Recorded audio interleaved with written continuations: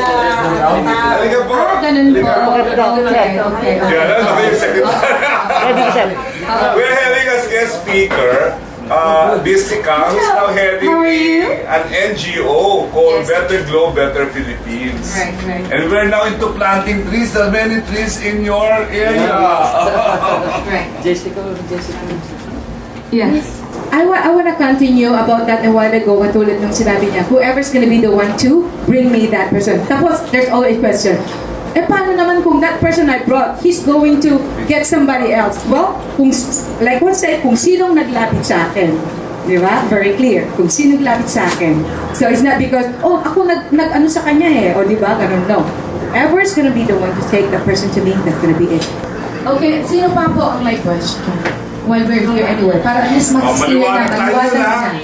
Diba? Ano po, sir? I don't have any question, but I have to comment Opo. individual investor. Opo. In MANILA, Opo. Yes. the door is open for them Yes. to donate a portion of their earnings. Yes po. Yes. Pwede naman. It's not- Pwede naman po, bakit hindi? Because first thing is, Humanitarian for the- exactly, you are still helping to save the environment. You are still helping because the Better Globe, they're going to donate some monies also to the PWDs and Mystica'S Charity Foundation, obviously, because that's my goal. And at the same time, you are actually eradicating more poverty because you don't know in 20 years later, baka isa na katulad ko, di ba? Showbiz. I have to eradicate myself too from poverty dahil in 20 years na wala na akong trabaho. So I have to save my future as well. So you're not just helping the environment, you are also putting yourself in advance na talagang prepare mo to save your own future as well or for your family. That's one way to eradicate poverty in the Philippines. O, di po ba? So, Yes, just one comment. opo. We know that Africa is now the center of tree planting. Opo. I read in the International Tribune and other magazines, newspapers, that Africa in the next 20 years will be like the Middle East. There will be a rich country because of tree planting, Definitely. jatrupa. Oh yeah, definitely. Definitely. They are now planting jatrupa in their land, in the trees that jatrupa can grow anywhere. Oh, okay po. Mountainside and so on. Right. And this is good also for our project. You know, Tree planting is now the center point exactly. of survival for forest discussion. Yes po, yes We po. need reforestation, not only for the money that we are going to earn, but for the benefits that mankind, especially Exactly for po. the country, Yes. not only after Undoy, after other typhoon, one, shaping, Yes po. devastated, Yes. especially even in Cagayan Valley. Oo, doon po ako nang Ang gulo po yan. Yes, More than, yes. Almost 3 million hectares from all the restrictions dito up to Cagayan Valley. Yes po, yes. Kalbo na lahat yan. Oo nga po eh. So that's why we need some more trees. So it's not only in Kenya but also in the Philippines. Yes. Before I forget, andito po si Mr. Dr. Pons. Yeah, I'd like to acknowledge the presence of Dr. Pons. So, yeah. So as I mentioned po a while ago na some of the donations going to be coming from Better Globe Trees are going to be donated also sa mga PWDs, persons with disabilities, and of course, Mystica'S Charity Foundation. So, marami pong naitutulong sa atin itong project na to. Sino pa po? Ayaw mo? Ayaw niyo mag-mic. Kaya naman. Oh, sige, okay. Hindi kasi, yung presentation, parang well-established na ito sa ating. Opo. Yes, very much. Not only in Kenya but throughout the world. Yes. But in the Philippines, there's no presentation to that. Don't worry po because he's going to take care of it. He's the marketing manager. So we're going to do that po. And then we're going to put this also on TV, Channel 4. Dr. Pons and we have already talked to Channel 4. And that's going to be what we're going to do first week of January. So kailangan. Interested actually. the benefit that we get here Yes, in the of Philippines, course. not Yes Kenya. po. Of course po. No, actually it's not only the Kenya. They are the ones who are generating the money for us. So it's actually Philippines or anybody else is going to benefit. They're just gonna be the instrument. Actually, Yeah. the business model cannot be done in the Philippines. Yes. Because the Philippines is not so open in something like this. Right. Only the NGO part can now be embraced by us NGOs. Right.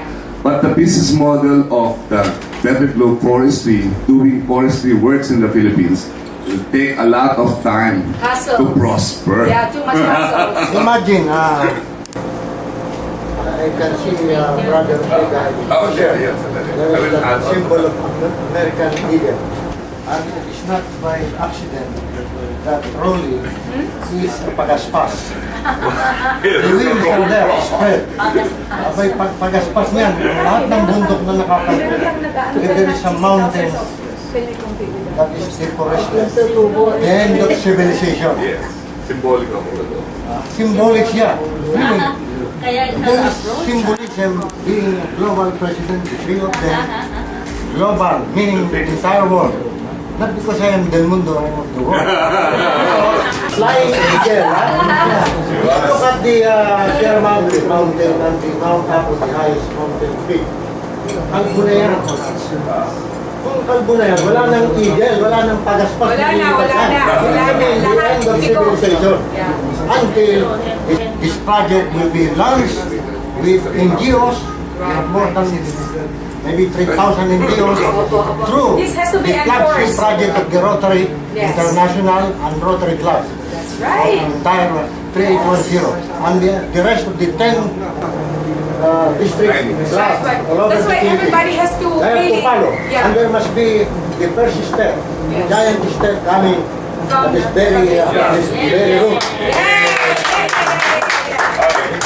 Thank you, Attorney. That's very true. Very, very But for the benefit of my classmate Lucy, actually the presentation will just be slanted towards the Philippines. Kasi if there are 5 slides for Kenya, there ought to be 5 slides for the Philippines. Medyo hindi pa kami nagkakausap ni Mystica on the presentation material. But this one is good enough. You just have to trim a little bit down and then add more the Philippine content. And Yeah, because yeah. this is marketing, we have to have specifics about the, Yeah.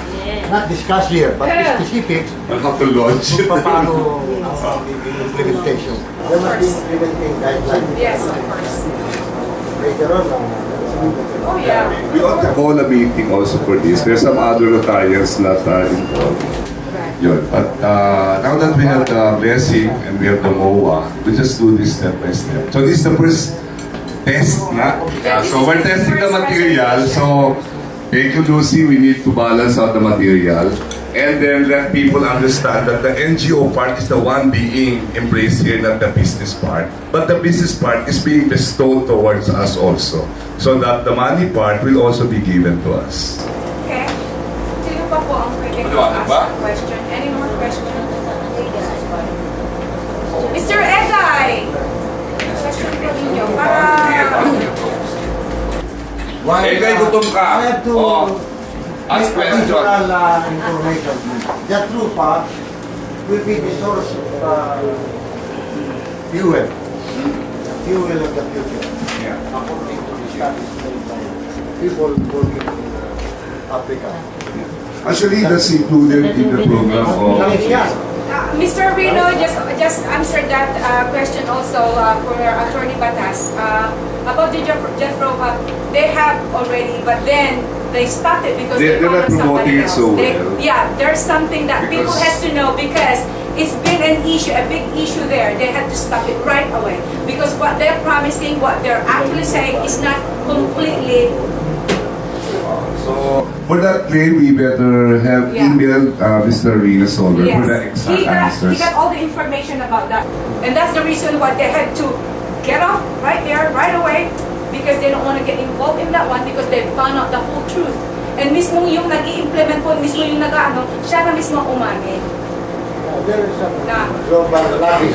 Yeah, pero as of now po, he can answer From the exactly. OPEC countries. Right. So that's the reason why we are actually focusing on the mukaw, which is the mahogany tree right now, because right now yun po ang pinaka-quality and pinaka-maganda when it comes to furniture. Oh, it's a hardwood, as everybody knows, diba? It's a quality tree. Mahogany. What about the Mulapo? Philippine tree Mulapo. Kasi po, we're Can we clone it? Yeah. Because it's very strong. Yeah, we can do that here too, pero po, ang ano kasi ng Better Globe, it has to be some trees that are really fitted to their environment, fitted to the semi-arid land or arid land sa desierto. Ang mulabi po, I'm not sure if it's gonna grow in Kenya. So, they have to find some trees that are really suited for their land.